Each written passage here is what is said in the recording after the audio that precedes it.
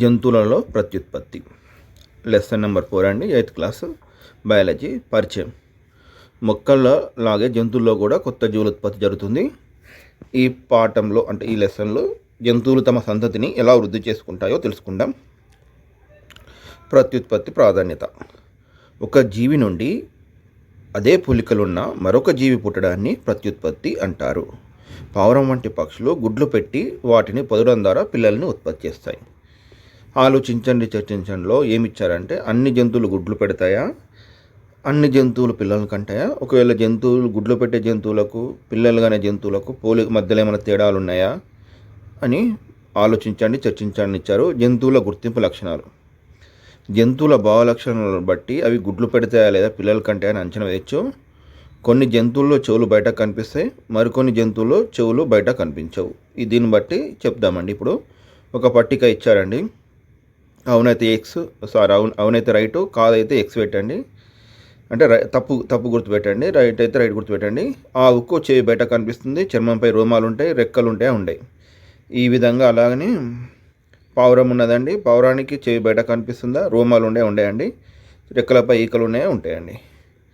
ఈ విధంగా ఈ పట్టికను బుక్లో ఇచ్చారండి, మీరు నింపండి. ఇవన్నీ మీకు ఊహించుకుంటూ వస్తాయి. ఇప్పుడు భావ లక్షల ఆధారంగా జంతువుల వర్గీకరణ. ఈ పాయింట్స్ ఇంపార్టెంట్ అండి.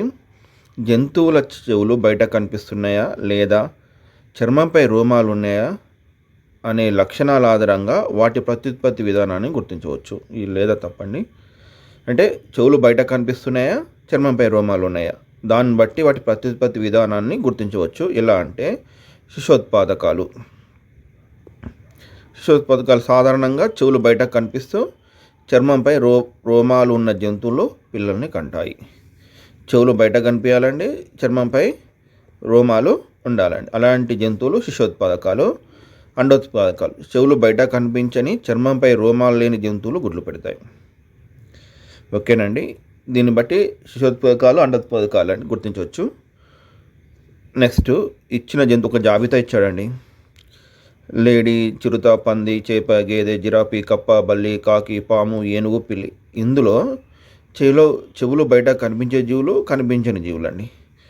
చెవులు బయటకు కనిపించే జీవులు ఏంటంటే లేడి, చిరుత, పంది, చేప కాదండి, గేదె, జిరాఫీ, కప్ప కాదండి, బల్లి కాదు, కాకి కాదు, పాము కాదు, ఏనుగు, పిల్లి. ఇవన్నీ ఏంటి అండి? చెవులు బయట కనిపించేటి అండి. చెవులు కనిపించే జీవులు ఏంటంటే చేప, కప్ప, బల్లి, కాకి, పాము అండి. ఒక జీవి మొక్క లేదా జంతువు ఏదైనా కావచ్చు. ఒక జీవి నుండి అవే పోలికలు ఉన్న మరొక జీవి పుట్టడాన్ని ప్రత్యుత్పత్తి అంటారు. ఇది శ్వాసక్రియ, జీర్ణక్రియ లాగానే ఒక ప్రధానమైన జీవక్రియ. ఓకేనండి. జాతి అంతరించిపోకుండా ఉండడానికి మరియు లక్షణాలను తర్వాత తరానికి చేరవేయడానికి దోహదపడుతుంది. ఇంపార్టెంట్ పాయింట్స్ అండి ఇవన్నీ. ప్రత్యుత్పత్తి రకాలు. 2 రకాల ప్రత్యుత్పత్తి గురించి తెలుసుకుందామండి. మొక్కల్లో అయితే అలైంగిక ప్రత్యుత్పత్తిలో శాఖీయ ప్రత్యుత్పత్తి కూడా ఉంటుందండి. ఓకే, తర్వాత తెలుసుకుందాం. లైంగిక ప్రత్యుత్పత్తి ఒకటి, రెండోది అలైంగిక ప్రత్యుత్పత్తి. రెండోది ఏంటండి? అలైంగిక ప్రత్యుత్పత్తి. ఇప్పుడు మనం ఫస్ట్ అలైంగిక ప్రత్యుత్పత్తి గురించి తెలుసుకుందామండి. Sexual reproduction. స్త్రీ పురుష జీవుల సంయోగ బీజాలు ఏర్పడకుండా, సంయుక్త బీజం లేకుండా కొత్త తరాన్ని ఏర్పరిచే పద్ధతిని అలైంగిక ప్రత్యుత్పత్తి అంటారండి. అర్థమైందండి? స్త్రీ పురుష జీవుల సంయోగ బీజాలు ఏర్పడాయండి, సంయుక్త బీజం లేకుండా ఏర్పడాయి కాబట్టి సంయుక్త బీజం ఏర్పడదండి. సంయోగ బీజాలు ఉండేయండి, సంయుక్త బీజం ఉండకుండా కొత్త తరాన్ని ఏర్పరిచే పద్ధతిని అలైంగిక ప్రత్యుత్పత్తి అంటారు. ఇవి సాధారణంగా హైడ్రా, పారామీషియం, అమీబా వంటి సూక్ష్మజీవులలో జరుగుతుంది. Hydra, paramecium, amoeba. ఈ ఎగ్జాంపుల్స్ గుర్తుపెట్టుకోండి. Hydra, paramecium, amoeba. హైడ్రాలో కొరికి బాణం ద్వారా అలైంగిక ప్రత్యుత్పత్తి జరుగుతుంది. హైడ్రా వంటి సూక్ష్మజీవులు శరీర ఉపరితలంపై 1 లేదా అంతకంటే ఎక్కువ ఉబ్బెత్తు భాగాలు కనబడతాయి.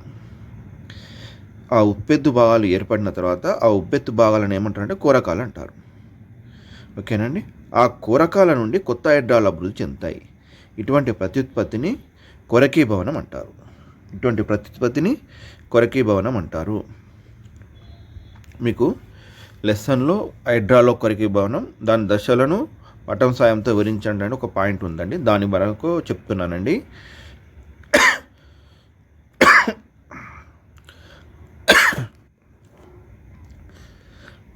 హైడ్రాలో జరిగే అలైంగిక ప్రత్యుత్పత్తి ప్రక్రియలోని ముఖ్య దశలు. ఫస్ట్ కొరకం ఏర్పడడం అండి. హైడ్రా అండి, ఇది శరీర ఉపరితలంపై ఒక చిన్న ఉబ్బెత్తు భాగం ఏర్పడుతుందండి. దీన్నే కోరకం అంటారు. ఇది శరీర కణాల నిరంతర విభజన వల్ల ఏర్పడుతుంది. కొరకి భవనం అంటే ఒక కోరకం ఏర్పడిందండి. కోరకం పెరుగుదల. ఈ చిన్న కోరకం క్రమంగా పరిమాణంలో పెరుగుతూ అభివృద్ధి చెందుతుంది. ఇది ఫస్ట్ ఈ పటంలో ఇక్కడ ఉందో చిన్నగా ఉన్నది, ఇక్కడ పరిమాణంలో పెరిగిందండి. నెక్స్ట్ మూడోది అవయవాల అభివృద్ధి. పెరుగుతున్న కోరకం చివరన చిన్న చిన్న స్పర్శకాలు మరియు నోరు వంటి భాగాలు ఏర్పడి ఒక చిన్న హైడ్రా రూపాన్ని సంతరించుకుంటుంది. స్పర్శకాలు, నోరు వంటి నిర్మాణం ఏర్పడిందండి. తల్లి జీవి నుండి విడిపోవడం. పూర్తిగా అభివృద్ధి చెందిన చిన్న హైడ్రా తల్లి హైడ్రా శరీరం నుండి విడిపోతుంది. విడిపోయిన చిన్న హైడ్రా ఒక స్వతంత్ర జీవిగా పెరుగుతుంది. ఓకేనండి, ఈ విధంగా ఏర్పడ్డ జీవి స్వతంత్ర జీవిగా పెరుగుతుందండి. ఈ ప్రక్రియలో కేవలం ఒక జనక జీవి మాత్రమే పాల్గొంది మరియు సంయోగ బీజాల అవసరం కూడా లేదండి. కావున దీనిని అలైంగిక ప్రత్యుత్పత్తి అంటారు. స్త్రీ పురుష సంయోగ బీజాలు లేకుండా, సంయుక్త బీజాలు లేకుండా జరిగిన ప్రత్యుత్పత్తి, కావున దీన్ని అలైంగిక ప్రత్యుత్పత్తి అంటారు. నెక్స్ట్ అమీబా అనేది ఒక మంచినీటిలో నివసించే ఒక సూక్ష్మజీవి. దీని శరీరం కేవలం ఒక కణంతో నిర్మితమే ఉంటుంది. దీనిని ఏకకరణజీవి అంటారు. అమీబా శరీర మధ్య భాగంలో ఒక గుండ్ర నిర్మాణం ఉంటుంది. దీన్ని కేంద్రకం అంటారు. ఓకేనండి, అమీబా శరీరం మధ్య భాగంలో ఒక కేంద్రకం ఉంటుంది. అమీబాలో జరిగే అలైంగిక ప్రత్యుత్పత్తి ఏంటంటే ద్విధా విచ్చితి. అమీబాలో ద్విధా విచ్చితి ద్వారా చేసుకుందాం. ఈ ద్విధా విచ్చితిలో జరిగే ముఖ్యమైన దశలు ఏంటంటే కేంద్రక విభజన ప్రారంభం. కేంద్రకం పరిపక్వ దశకు చేరిన తర్వాత విభజన ప్రక్రియ మొదలవుతుంది. ఎప్పుడు మొదలవుతుందండి? కేంద్రకం పరిపక్వ దశకు చేరిన తర్వాత విభజన ప్రక్రియ మొదలవుతుంది. శరీర విభజన. కేంద్రక విభజన జరిగిన తర్వాత అమీబా శరీరం కూడా రెండుగా విడిపోవడం ప్రారంభమవుతుంది. ఫస్ట్ ఏముందండి? కేంద్రకం ఉంటుందండి. ఈ కేంద్రకం ఏమవుతుంది? విడిపోతుంది. ఈ విడిపోయిన తర్వాత ఏమవుతుందండి? అమీబా శరీరం కూడా రెండుగా విడిపోవడం ప్రారంభమవుతుంది. పిల్ల అమీబాలు ఏర్పడు. చివరికి ఒక తల్లి అమీబా నుండి 2 పిల్ల అమీబాలు ఏర్పడతాయి. ఈ ప్రక్రియలో కొత్త జీవులు ఏర్పడినప్పుడు తల్లి అమీబా తన ఉనికిని కోల్పోతుంది. అంటే తల్లి అమీబానే 2 పిల్ల అమీబాలుగా ఏర్పడ్డాయి. ఈ విధంగా ఏర్పడి ఇది ఇటు పోతుంది. ఈ 2 పిల్ల అమీబాలుగా ఏర్పడ్డాయండి. అంటే తల్లి ఉనికి కోల్పోయింది. లైంగిక ప్రత్యుత్పత్తి. అలైంగిక ప్రత్యుత్పత్తిలో 2 ఉదాహరణలు ఇచ్చారండి. ఒకటి కొరకి భవనం, 2 ద్విధ విచ్చితి. అమీబాలోని ద్విధ విచ్చితి. లైంగిక ప్రత్యుత్పత్తి.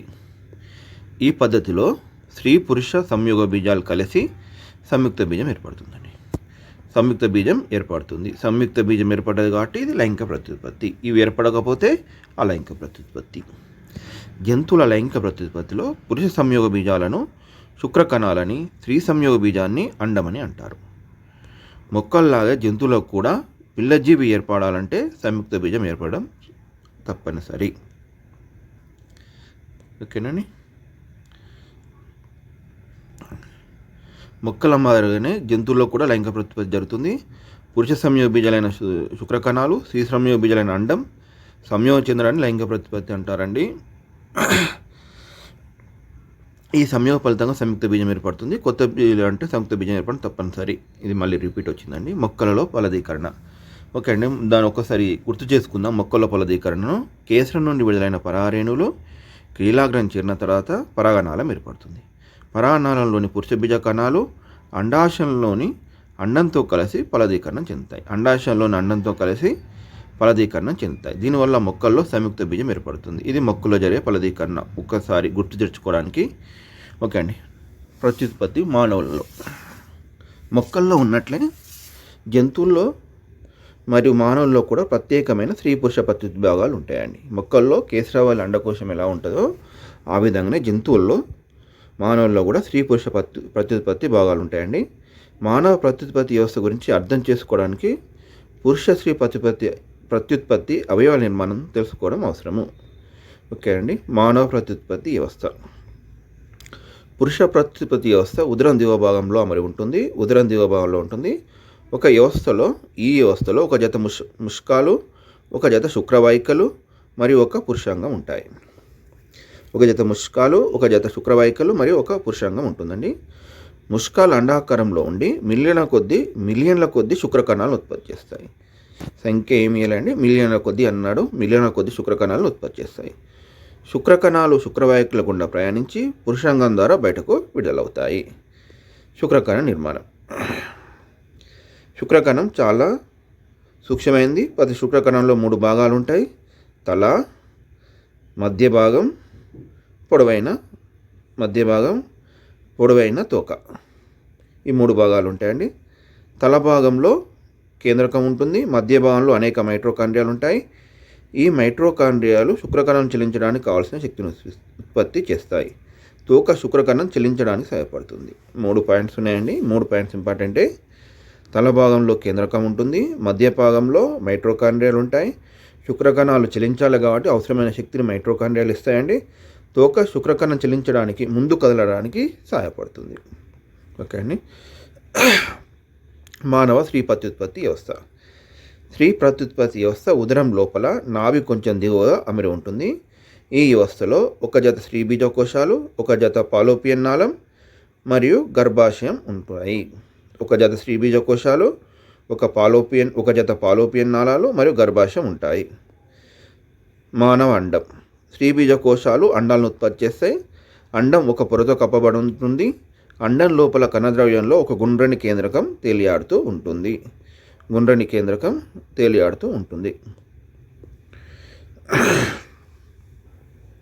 ముఖ్య గమనిక. కొత్త జీవి ఏర్పడాలంటే శుక్రకణం మరియు అండం యొక్క కలయిక అంటే ఫలదీకరణ తప్పనిసరి. ఏ ఒక్క కణం వల్ల జీవి ఏర్పడదు.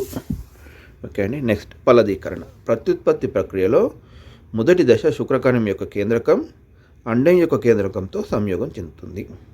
శుక్రకణం తలలో ఉన్న కేంద్రకం అండంలో కణద్రవ్యంలో ఉన్న కేంద్రకంతో సంయోగం చెందుతుంది. ఈ 2 కేంద్రకాలు కలిసిపోయి ఒకే కేంద్రకంగా మారుతాయి. దీని ఫలితంగా సంయుక్త బీజం ఏర్పడుతుంది. సంయుక్త బీజం ఒకే కణమైనప్పటికీ అది ద్వయస్థితిలో ఉంటుంది. ఇది గుర్తుపెట్టుకోవాలి. సమీకరణం. శుక్రకణం ప్లస్ అండం సంయుక్త బీజం. అంతర ఫలదీ. శుక్రకణాలు స్త్రీ శరీరంలోనికి ప్రవేశించి శరీరం లోపల సంయుక్త బీజం ఏర్పరచడాన్ని అంతర ఫలదీకరణ అంటారు.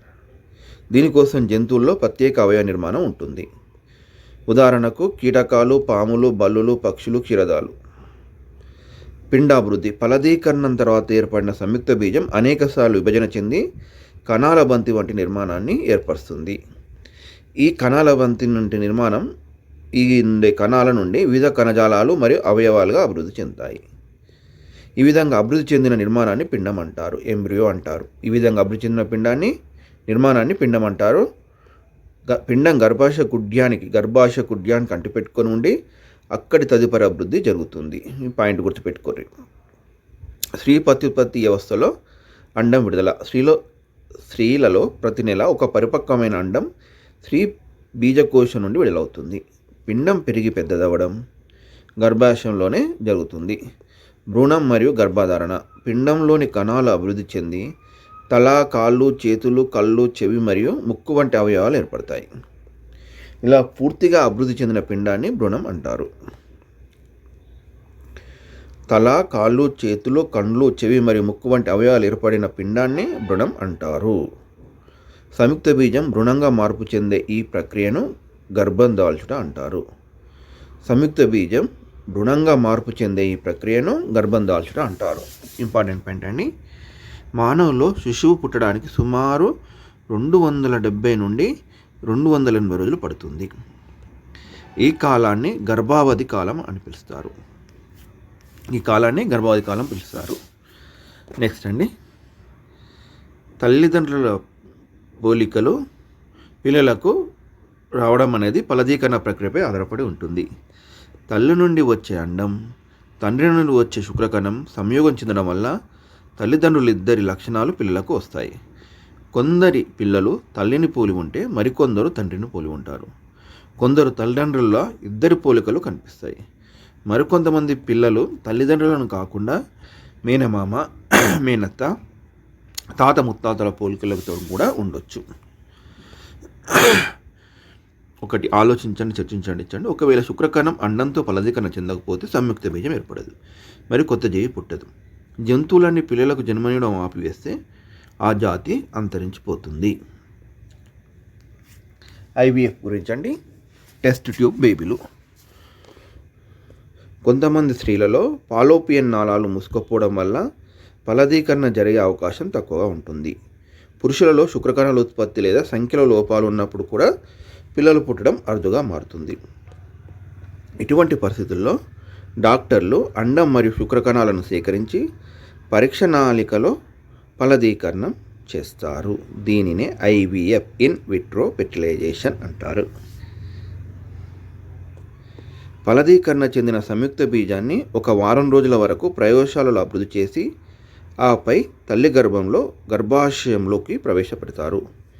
పిండాభివృద్ధి అంతా తల్లి గర్భాశయంలోనే జరుగుతుంది మరియు సాధారణ పిల్లల వలనే వీరు జన్మిస్తారు. ఈ పద్ధతిలో పుట్టే బిడ్డలను టెస్ట్ ట్యూబ్ బేబీలు అంటారు. వీరు పరీక్ష నాళికలోనే పుడతారనేది ఒక అపోహ మాత్రమే. ఇది గుర్తుపెట్టుకోండి. ఫలదీకరణ చెందిన సంయుక్త బీజాన్ని ఒక వారం రోజుల వరకు ప్రయోగశాలలో అభివృద్ధి చేసి ఆపై తల్లి గర్భాశయంలోకి ప్రవేశపెడతారు. ఇన్విట్రో ఫెర్టిలైజేషన్లో బాహ్య ఫలదీకరణ. శుక్రకణాలు మరియు అండకణాల కలయిక స్త్రీజీవి శరీరం వెలుపల జరిగితే దాన్ని బాహ్య ఫలదీకరణ అంటారు. కప్పలు మరియు చేపలలో ఈ విధమైన ఫలదీకరణ జరుగుతుంది. కప్ప జీవిత చరిత్ర మరియు రూప విక్రియ. దీని గురించి బాగా ఇచ్చాడండి, ఎక్కువ ఇచ్చారు సమాచారం. చూడండి, కొన్ని జంతువుల్లో పిల్లలు పుట్టినప్పుడు తల్లిదండ్రులను పోలి ఉండవు. లార్వా దశ నుండి అనేక మార్పులకు లోనై చివరికి ప్రౌఢజీవిగా మారే ప్రక్రియను రూప విక్రియ అంటారు. లార్వా దశ నుండి అనేక మార్పులకు లోనై చివరిగా ప్రౌఢజీవిగా మారే ప్రక్రియను రూప విక్రియ అంటారు. అంటే తల్లిదండ్రులను పోలి ఉండకుండా, పుట్టినప్పుడు తల్లిదండ్రులను పోలి ఉండకుండా వేరే రూపంలో ఉండి తర్వాత ప్రౌఢజీవిగా మారడాన్ని రూప విక్రియ అంటారు. కప్పల జీవిత చరిత్రలో గుడ్ల నుండి వచ్చే జీవులను చిరుకప్ప లేదా టాడ్పోల్ లార్వా అంటారు. కప్ప జీవిత చరిత్రలో గుడ్ల నుండి వచ్చే జీవులను చిరుకప్ప లేదా టాడ్పోల్ లార్వా అంటారు. ఈ టాడ్పోల్ లార్వాలు చూడడానికి చేపల ఆకారంలో ఉండి నీటిలో ఈదులాడుతుంటాయి. ఈ లార్వాలు ఎలా ఉంటాయండి? చేప ఆకారంలో ఉండి నీటిలో ఈదుతుంటాయండి. వర్షాకాలంలో కప్పలు బెక్కమని శబ్దాలు చేస్తూ ఉంటాయి. ఎందుకు? ప్రత్యుత్పత్తి సిద్ధమవుతాయి. పట్టుపురుగుల జీవిత చరిత్రలో కూడా లార్వాలు తల్లిని పోలు ఉండవు. ఇక్కడ కప్ప ఇచ్చాడండి, పట్టుపురుగులు ఇచ్చాడండి. ఎగ్జాంపుల్ చూడండి. ముఖ్య గమనిక: బాహ్య ఫలదీకరణ ప్రక్రియలో జీవులు తమ అండాలను మరియు శుక్రకణాలను నేరుగా నీటిలోకే విడుదల చేస్తాయి. ఓకే అండి. కప్ప జీవిత చరిత్ర పరిశీలన. కప్ప జీవిత చరిత్ర అర్థం చేసుకోవడానికి వర్షాకాలం అనువైన సమయం. చెరువుల దగ్గర నీటి ఉపరితలంపై ఆకుల వంటి చెత్త ఉన్న చోట నురుగు వంటి పదార్థంతో కప్ప అండాలు కనిపిస్తాయి. ఎలా కనిపిస్తాయండి? నురుగు వంటి పదార్థంతో అండాలు కనిపిస్తాయి. కప్పలో సంయోగం జరిగినప్పుడు స్త్రీ జీవి విడుదల చేసిన అండాలపైకి పురుషజీవి శుక్రకణాలను విడుదల చేస్తుంది. నీటిలోకి స్త్రీజీవి అండాలను విడుదల చేస్తాయండి. ఆ అండాలపైకి పురుషజీవి శుక్రకణాలను విడుదల చేస్తుంది. ఒక ప్రాజెక్ట్ ఇచ్చారండి, కప్ప అండాల సేకరణ. ఒకసారి లైట్ అలా చదువుకుంటూ వెళ్దాం. ఈ ప్రాజెక్ట్ ఎక్కువ సమయం మరియు ఓపిక కూడా అవసరమైన పరికరాలు: వెడల్పు మూతి గల పారదర్శక సీసా లేదా తొట్టి, పారదర్శక గ్లాసు, డ్రాఫర్, పెట్రి డిష్, గుల్కరాళ్ళు, పూతద్దం మరియు బీకర్. ఇవి కావాల్సిన పరికరాలండి. సేకరణ పద్ధతి: అండాలను సేకరించేటప్పుడు అవి విడివిడిగా కాకుండా గుంపుగా నీటితో సహా సేకరించాలి. అండాలను గుంపుగా నీటితో సహా సేకరించాలి. ఈ సేకరించిన అండాలను 15 సెంటీమీటర్ల లోతు మరియు 8 నుండి 10 సెంటీమీటర్ల వ్యాసర్థం గల తొట్టిలోకి మార్చాలి. ఇంపార్టెంట్ పాయింట్ అండి. 15 సెంటీమీటర్ల లోతు మరియు 8 నుండి 10 సెంటీమీటర్ల వ్యాసర్థం గల తొట్టిలోకి మార్చాలి. అండాలు సేకరించిన గుంటలోని కలుపు మొక్కలు మరియు శేవలాలను కూడా తొట్టిలో వేయాలి. మీరు ఎక్కడ నీటి నుంచి సేకరించారో ఆ అండాలను ఆ నీటిలో ఉండే కలుపు మొక్కల శేవలాలను కూడా తొట్టిలో వేయాలి. ఎందుకంటే వాటికి ఆహారం కోసం. అండం మధ్య భాగంలో ఒక చిన్న చుక్క వంటి నిర్మాణం కనిపిస్తుంది, అదే కప్ప పిండం. అండం మధ్య భాగంలో ఒక చిన్న చుక్క వంటి నిర్మాణం కనిపిస్తుంది, అదే కప్ప పిండం. Tadpole larva. అండాలు పొదిగిన తర్వాత వెలువడే జీవులను టాడ్పోల్ లార్వా అంటారు. ఈ డ్రాపర్ సాయంతో వాచ్ గ్లాస్లోకి తీసుకొని ఊదద్దం ద్వారా పరిశీలించవచ్చు. అండాలు పొదిగిన తర్వాత వెలువడే టాడ్పోల్ లార్వాలను డ్రాపర్ సాయంతో వాచ్ గ్లాస్లోకి తీసుకొని బుద్ధద్దంతో పరిశీలించాలి. టాడ్పోల్ లార్వా అభివృద్ధి పరిశీలన. తొట్టిలోని ఉన్న అండాలను ప్రతిరోజు గమనించి వాటిలో జరిగే మార్పులను పట్టికలో నమోదు చేయాలి. ఏమేమి మార్పులు వస్తున్నాయో పట్టికలో నమోదు చేయాలి. టాడ్పోల్ లార్వా డ్రాపర్ సాయంతో వాచ్ గ్లాస్లోకి తీసుకొని పరిశీలించాలి. టాడ్పోల్ లార్వా అభివృద్ధి చెందుతున్న కొద్దీ దానిలో వివిధ అవయవాలు కనిపిస్తుంటాయి. అభివృద్ధి చెందుతున్న కొద్దీ గుండె, ప్రేగులు, ఎముకలు, పురుషనాళం, ముందు కాళ్ళు మరియు వెనుక కాళ్ళు. టాడ్పోల్ నుండి కప్పగా మార్పు. టాడ్పోల్ లార్వాకు వెనుక అంగాలు కనిపించిన వెంటనే వెనుక అంగాలు అంటే కాళ్ళు, దాని రాళ్ళు మరియు నీరు ఉన్న వెడల్పు తీసలోకి మార్చాలి. గుర్తుపెట్టుకోరు, ఇంపార్టెంట్ పాయింట్ అండి, చాలా ఇంపార్టెంట్ పాయింట్ అండి.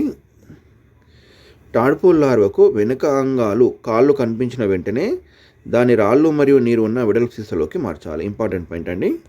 ఈ దశలో టాడ్పోల్ యొక్క ఊపిరితిత్తుల నిర్మాణం మరియు విధులు మొదలవుతాయి. అంటే ఊపిరితిత్తుల నిర్మాణం స్టార్ట్ అవుతుందండి. టాడ్పోల్ ఊపిరితిత్తులను ఉపయోగించి శ్వాసించడం ప్రారంభిస్తుంది. ఎందుకండి? దాని వెంటనే రాళ్ళు మరియు నీరు ఉన్న వెడల్పు సీసాలోకి మార్చాము. ఆ దశలో ఏమైతే ఊపిరితిత్తుల నిర్మాణం జరిగి ఊపిరితిత్తుల ద్వారా శ్వాసిస్తుంది. ఇంతవరకు టాడ్పోల్ దశలో ముప్పల ద్వారా శ్వాసించింది. పరిశీలించిన ముఖ్యాంశాలు. గుడ్లు పొదడానికి ఎన్ని రోజులు పట్టిందో గమనించాలి. టాడ్పోల్ ఏ ఆకారం పోలి ఉందో గుర్తించాలి. ఏ దశలో టాడ్పోల్కు మొప్పలు కనిపిస్తాయో గమనించాలి. టాడ్పోల్ లార్వా పూర్తి కప్పగా మారడానికి పట్టే కాలాన్ని లెక్కించాలి. ఇవన్నీ ప్రయోగంలో గమనించాలండి. ముఖ్య గమనిక: టాడ్పోల్ లార్వా అభివృద్ధి చెందే క్రమంలో దాని ఆకారం క్రమంగా మారి తోకను కోల్పోయి ఊపిరితిత్తుల ద్వారా శ్వాసించే ప్రౌఢ కప్పగా మారుతుంది. ఉభయ లైంగిక జీవులు. ఇంపార్టెంట్ పాయింట్ అండి. వానపాము వంటి కొన్ని రకాల జీవుల్లో ఒకే జీవులో పురుష మరియు స్త్రీ ప్రత్యుత్పత్తి అవయవాలు 2 ఉంటాయి. ఇలాంటి జీవులను ఏమంటారండి? ఉభయ లైంగిక జీవులు అంటారు. ఇటువంటి జీవులను ప్రత్యేకంగా పురుష జీవి అని చెప్పలేమండి, స్త్రీ జీవి అని కూడా చెప్పలేము. ఇలాంటి జీవులు ఉభయ లైంగిక జీవులు అంటారు. ఎగ్జాంపుల్ వానపాము. క్లోనింగ్, డాలికత. సింపుల్గా మనం క్లోనింగ్, డాలికత గురించి చెప్పుకుందామండి. క్లోనింగ్లో డాలికత గురించి. క్లోనింగ్ అనేది ఒక కణం యొక్క ప్రతిరూపాన్ని లేదా పూర్తి జీవిని యథాతథంగా ఉత్పత్తి చేసే పద్ధతి. ఒక కణంనన్నా లేదా ఒక పూర్తి జీవినన్నా యథాతథంగా ఉత్పత్తి చేసే పద్ధతి. పేర్లు ఇంపార్టెంట్ అండి. ఇయన్ విల్మట్ మరియు అతని సహచరులు ఎడెన్బర్గ్లోని రోజాలిన్ ఇన్స్టిట్యూట్లో ఈ ప్రక్రియను మొదటిసారిగా విజయవంతంగా నిర్వహించారు. ఎవరు నిర్వహించారండి? ఇయన్ విల్మట్. ఎక్కడండి ఆ ప్రదేశం పేరేంటండి? ఎడెన్బర్గ్లోని రోజాలిన్ ఇన్స్టిట్యూట్. ఓకేనండి. డాలీ. జూలై 5, 1996. డేట్ గుర్తుపెట్టుకోరి. జూలై 5, 1996లో క్లోనింగ్ ద్వారా సృష్టించబడిన గొర్రె.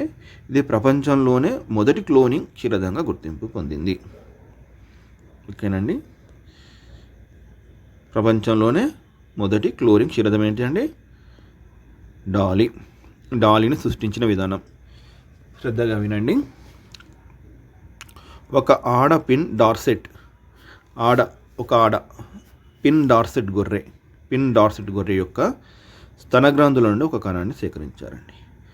ఆడ పిన్ డార్సెట్ గొర్రె యొక్క స్తనగ్రంథుల నుండి ఒక కణాన్ని సేకరించారు. నల్లముఖం కలిగిన స్కాటిష్ ఆడగొర్రె నుండి అండాన్ని సేకరించి దానిలోని కేంద్రకం తొలగించారండి. స్కాటిష్ ఆడగొర్రె నుండి అండాన్ని సేకరించి దానిలోని కేంద్రకం తొలగించారు. కేంద్రక మార్పిడి. పిన్ డార్సెట్ గొర్రె కణంలోని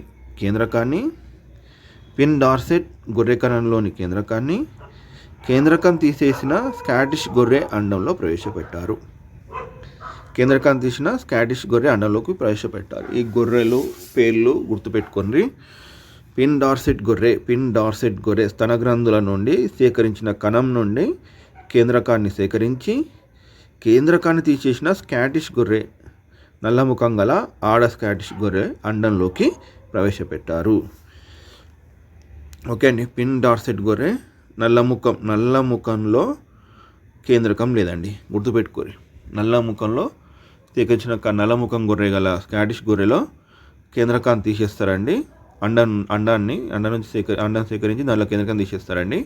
కేంద్రకం ఎక్కడండి? పిన్ డార్సెట్ గొర్రె కణంలో ఉందండి. ఇది గుర్తుపెట్టుకోండి. ఇలా సిద్ధం చేసిన అండాన్ని మరొక స్కాటిష్ ఆడగొర్రెలో ప్రవేశపెట్టారు. ఇప్పుడు అండాన్ని ఉత్పత్తి చేశారండి. ఒక స్కాటిష్ ఆడగొర్రె నుంచి అండాన్ని సేకరించి కేంద్రకం తీసేశారండి ఖాళీ ప్రదేశం. పిన్ డార్సెట్ ఆడగొర్రె నుండి స్తనగ్రంథుల నుండి ఒక కణాన్ని సేకరించి దానిలో కేంద్రకాన్ని వేరు చేసి ఇందులో ప్రవేశపెట్టారండి. ఇలా నల్లముఖం గల స్కాటిష్ ఆడగొర్రెలో ఈ మొత్తం భాగాన్ని తీసుకుపోయి వేరే స్కాటిష్ ఆడగొర్రె అండంలో ప్రవేశపెట్టారండి. జనన అభివృద్ధి అయిపోయింది. అభివృద్ధి అయిన పూర్తిన తర్వాత ఆ గొర్రె డాలికి జన్మనిచ్చింది. డాలి లక్షణాలు మరియు మరణం. డాలి జన్మించిన తల్లి స్కాటిష్ గొర్రె అయినప్పటికీ డాలి ఆకారం మరియు లక్షణాలు మాత్రమే పిన్ డార్సెట్ గొర్రెలాగానే ఉన్నాయి.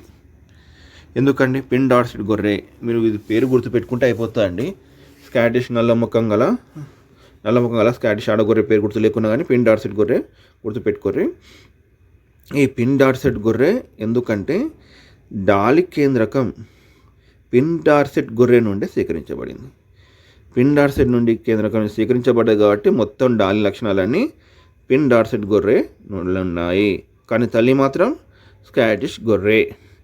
డాలి సహజ పద్ధతిలో అనేక సార్లు పిల్లలకు జన్మనిచ్చింది.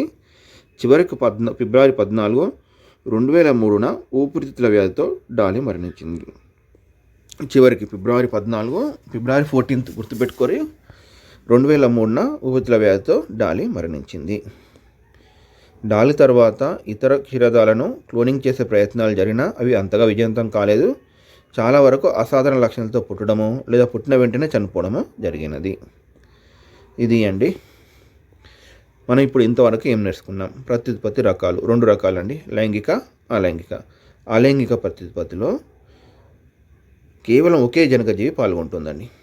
ఉదాహరణకు హైడ్రాలో కొరికి భవనం, అమీబాలో ద్విధ విచ్చితి. ఈ 2 ఇచ్చారండి ఎగ్జాంపుల్స్. లైంగిక ప్రత్యుత్పత్తి శుక్రకణం మరియు అండకణం సంయోగం చెంది కొత్త జీవి ఏర్పడ విధానాన్ని లైంగిక ప్రత్యుత్పత్తి అంటారు. ఫలదీకరణ అండము మరియు శుక్రకణం కలయికను ఫలదీకరణ అంటారు. ఫలదీకరణం చెందిన అండాన్ని సంయుక్త బీజం అంటారు. ఫలదీకరణం చెందిన అండాన్ని సంయుక్త బీజం అంటారు. అంతర ఫలదీకరణ స్త్రీజీవి శరీరం లోపల జరిగే ఫలదీకరణను అంతర ఫలదీకరణ అంటారు. ఇది మానవులు, పక్షులు, ఆవుల్లో మొదలైన వాటిలో జరుగుతుంది. బాహ్య ఫలదీకరణ స్త్రీజీవి శరీరం వెలుపల జరిగే ఫలదీకరణను బాహ్య ఫలదీకరణ అంటారు. ఇది కప్పలు, చేపలు మరియు స్టార్ ఫిష్ వంటి వాటిలో కనిపిస్తుంది. కప్పలు, చేపలు మరియు స్టార్ ఫిష్ వంటి వాటిలో కనిపిస్తుంది. స్త్రీజీవి వెలుపల, స్త్రీజీవి లోపల, ఆ 2 పాలు గుర్తుకుంటే అర్థమైపోతుంది. పిండాభివృద్ధి సంయుక్త బీజం పదే విభజనలు చెంది పిండంగా మారుతుంది. ఓకేనండి. ఇది గర్భాశయ గోడలకు అతుక్కొని అభివృద్ధి చెందుతుంది. భ్రూణం పిండంలోని అవయవాలు గుర్తుపట్టగలిగే దశను భ్రూణం అంటారు. పిండంలోని అవయవాలు గుర్తుపట్టగలిగే దశలను భ్రూణం అంటారు. శిశుోత్పాదకాలు నేరుగా పిల్లలకు జన్మనిచ్చే జంతువులను శిశుోత్పాదకాలు అంటారు. అండోత్పాదకాలు అంటే గుడ్లు పెట్టే జంతువులను అండోత్పాదకాలు అంటారు. రూప విక్రియ లార్వ దశ నుండి అనేక మార్పులకు లోనై చివరకు ప్రౌఢజీవిగా మారే ప్రక్రియను రూప విక్రియ అంటారు. ఇవన్నీ మనం ఇంతవరకు నేర్చుకున్నాయి. లెసన్ తర్వాత ఉండే అభ్యాసాన్ని మెరుగుపరుచుకుందాం. వాటి గురించి కూడా చర్చించుకుందాం. లైంగిక, అలైంగిక ప్రత్యుత్పత్తి మధ్య భేదాలేంటి? లైంగిక పద్ధతిలో 2 జనకాలు ఉంటే అలైంగిక ప్రత్యుత్పత్తిలో ఒకే జీవి సరిపోతుంది. సంయోగ బీజాలు ఏర్పడతాయండి, అలైంగిక ప్రత్యుత్పత్తిలో ఏర్పడవు. ఫలదీకరణ సంయుక్త బీజం ఇంతకుముందుకు చెప్పుకున్నాం. అండం, శుక్రకణం కలిసి ఏర్పడే మొదటి ఏకక నిర్మాణమే సంయుక్త బీజం, దయస్థితికం. అంతర ఫలదీకరణ ఎక్కడ జరుగుతుంది? ఇది స్త్రీజీవి శరీరం లోపల. మానవులనైతే పాలోపియన్ నాళాలలో. ప్రత్యుత్పత్తి అయిపోతే ఏమిటి? కొత్త తరం పుట్టదండి. ఉన్న జాతులు అంతరించిపోతాయి. జంతువుల వర్గీకరణ బాహ్య లక్షణాలైన చెవులు బయటకు కనిపించడం, చర్మంపై రోమాలు ఉండడం వంటి అంశాలను బట్టి ఒక జీవి అండోత్పాదకము లేదా శిశోత్పాదకము మనం గుర్తించవచ్చు. అంతర ఫలదీకరణ అనేక భూచరాల్లో అండం ఎండిపోకుండా రక్షణ కోసం మరియు ఫలదీకరణ విజయవంతం కావడానికి శరీరం లోపల అంతర ఫలదీకరణ జరుగుతుంది. నన్ను గుర్తించండి. ఒకటి ఇచ్చారండి. నేను పురుష స్త్రీ సంయోగ బీజాల కలయిక వల్ల ఏర్పడతాను. ఈ సంయుక్త బీజం అండి. నాకు తోక ఉంటుంది, అండంతో సంయోగం చెందుతాను. శుక్రకణం అండి. తల, మధ్య భాగం, తోక 3 భాగాలు ఉంటాయండి. తల్లి గర్భాశయంలో పూర్తిగా ఎదిగిన పిండాన్ని పూర్తిగా ఎదిగిన పిండం ఏంటంటే భ్రూణం, అంటే అవయవాలు ఏర్పడ్డాయండి. ఇక్కడ మీకు బుక్లో చిత్తపచ్చడి ఇచ్చారండి. అండ ఉత్పాదకాలు అంటే ఏంటండి? పక్షులు అంటే బయటకు చెవులు కనిపించాయండి, వెంట్రుకలు ఉండేయండి, రోమాలు కలిగి ఉండండి. విక్రియ అంటే పుట్టినప్పుడు తల్లి జీవిని పోలి ఉండకుండా వేరే జీవిగా మారుతుందండి. తర్వాత ప్రౌఢజీవిగా మారుతుంది. తాటుపూల దశ నుండి ప్రౌఢజీవిగా మారడం 2 అన్నీ. పిండం అభివృద్ధి చెందిన సంయుక్త బీజాన్ని పిండం అంటారు. అవయవాలు ఏర్పడిందని భ్రూణం అంటారు. బాహ్య ఫలదీకరణ శరీరం వెలుపల జరిగే ఫలదీకరణ అండి. ఓకే అండి. ఖాళీలను పూరించండి. పిల్లలను కనే జంతువులను డాష్ అంటామంటే శిశుద్పకాలు. మానవులో శిశువుల పెరుగుదల డాష్లో జరుగుతుంది. గర్భాశయం. అండాలు డాష్ నుండి విడుదలవుతాయి. స్త్రీ బీజ కోశాల నుండి అంటే అండాశయాల నుండి అండి. టాడ్పోల్ అనేది డాష్ యొక్క ప్రాథమిక రూపం. కప్ప. కొరకీభవనం, ద్విధ డాష్ ప్రత్యుత్పత్తి విధానాలు, అలైంగిక ప్రత్యుత్పత్తి విధానాలు. ఓకే అండి. చిన్న ఈ లెసన్, ఈజీ లెసను. ఒకసారి ప్రాక్టీస్ బిట్స్ కూడా ప్రాక్టీస్ చేద్దామండి ఫాస్ట్గా. ఒక జీవి నుండి అదే పోలికలు ఉన్న మరొక జీవి పుట్టడాన్ని ఏమంటారు? ప్రత్యుత్పత్తి. నేరుగా పిల్లలకు జన్మనిచ్చే జంతువులను ఏమంటారు? శిశోత్పాదకాలు. గుడ్లు పెట్టే జంతువులను ఏమని పిలుస్తారు? అండోత్పాదకాలు. శిశోత్పాదక జీవులు శరీరానికి బయట కనిపించే భాగాలేంటి? శిశోత్పాదక జీవులకు చెవులు, రోమాలు. అమీబా వంటి ఏకకణ జీవుల్లో జరిగే అలైంగిక ప్రత్యుత్పత్తి ద్విధ విచిత్రండి. అమీబాలో. హైడ్రాలో జరిగే అలైంగిక ప్రత్యుత్పత్తి కొరకీభవనం. పురుష సంయోగ బీజాలను ఏమంటారండి? శుక్రకణాలు. స్త్రీ సంయోగ బీజాన్ని ఏమని పిలుస్తారండి? అండం మరియు శుక్రకణాల కలయికను ఏమంటారండి? ఫలదీకరణ ఫలితంగా ఏం ఏర్పడుతుందండి? సంయుక్త బీజం. మానవులో ఫలదీకరణ ఎక్కడ జరుగుతుందండి? అంతర ఫలదీకరణ అంటే స్త్రీ శరీరం లోపల పాలోపియన్ నాళంలో. కప్పలు మరియు చేపల్లో జరిగే ఫలదీకరణ రకం ఏంటంటే బాహ్య ఫలదీకరణ అంటే స్త్రీ శరీరం వెలుపల జరుగుతుంది. మానవ పురుష ప్రత్యుత్పత్తి వ్యవస్థలో శుక్రకణాలను ఉత్పత్తి చేసేటి ఇవి ముష్కాలండి. శుక్రకణంలో చలనానికి తోడ్పడే భాగం ఏదైనా తోక, దానికి కావాల్సిన శక్తిని ఇచ్చేయంటే అంటే మధ్య భాగంలో ఉన్న మైట్రోకాండ్రియాలండి. నెక్స్ట్ ప్రశ్న అదేనండి. శుక్రకణం మధ్య భాగంలో శక్తిని ఉత్పత్తి చేసేవి మైట్రోకాండ్రియా. స్త్రీలలో అండాలు ఉత్పత్తి చేసే భాగాలేవి? స్త్రీ బీజకోశాలు. పిండం అభివృద్ధి చెంది శిశువుగా మారే ప్రదేశం ఏదండి? గర్భాశయం కూడా కట్టుకొని ఉంటాయండి. పిండంలో అవయవాలు గుర్తుపట్టగల దశను ఏమంటారండి? భ్రూణం. గుర్తుపెట్టుకోండి. సంయుక్త బీజం భ్రూణంగా మారే ప్రక్రియను ఏమంటారు? గర్భం దాల్చుట. మానవుల్లో గర్భావధి కాలం సుమారుగా ఎన్ని రోజులు ఉంటుంది? 270 నుండి 280 రోజులు. ఫలదీకరణ ప్రయోగశాలలో జరిగే పద్ధతిని ఏమంటారు? IVF, in vitro fertilisation. IVF పద్ధతిలో పుట్టే బిడ్డలను ఏమని పిలుస్తారండి? Test tube బేబీలు. కప్ప జీవిత చరిత్రలో లార్వా దశను ఏమంటారండి? టాడ్పోల్. లార్వా దశ నుండి ప్రౌఢజీవిగా మారే ప్రక్రియను ఏమంటారండి? రూప విక్రియ. టాడ్పోల్ లార్వా శ్వాసక్రియకు ఉపయోగించే భాగాలు ఏంటి అంటే ముప్పలు. ఒక జీవిలో స్త్రీ మరియు పురుష ప్రత్యుత్పత్తి అవయవాలు ఉంటే ఆ జీవిని ఏమంటారు? ఉభయలైంగిక జీవి. కణం లేదా పూర్తి జీవి యొక్క నకలను తయారు చేసే పద్ధతిని ఏంటంటే క్లోనింగ్ పద్ధతిలో సృష్టించబడిన మొదటి క్షీరదం ఏంటంటే డాలి అనే గొర్రె. డాలిని సృష్టించిందండి ఇయన్ విల్మెట్. అమీబా శరీరంలో ఎన్ని కణాలు ఉంటాయి? ఏకకణ జీవి అండి, ఒకటే కణం ఉంటుంది. ఓకే అండి, థ్యాంక్ యూ.